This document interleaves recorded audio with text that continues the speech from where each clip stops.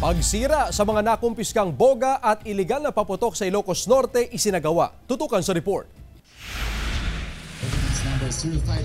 Umabot sa 331 ang bilang ng mga nakumpiskang boga sa buong Ilocos Norte. Sinira ang mga ito sa bakuran ng Camp Valentin S1 sa Lawag City. Kasama rin sa mga sinira ang ilang paputok na nakumpiska mula sa mga operasyon ng pulisya. Sabay-sabay na inilublob ang mga ito sa tubig. Ayon sa pamunuan ng Ilocos Norte Police Provincial Office, epektibo raw ang naging kampanya nila kontra boga at responsableng pagpapaputok sa Salubong 2025. Mga minor de edad ang karamihan daw sa mga nakumpiskahan ng boga. So far, sa tingin namin ay napaka-effective naman. Narinig na natin ang ating mga pulisan, narinig na natin ang Bureau of Fire, even yung ating Provincial Disaster Risk Management Office, ang DOH na nagsasalita na on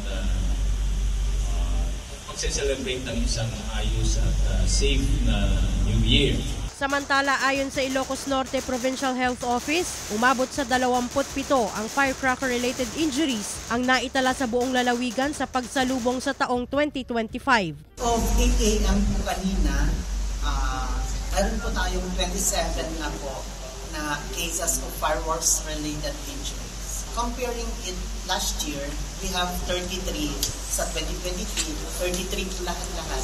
Medyo mas mababa po tayo ngayon. Glam Kalikdan Dizon, One North Central Luzon.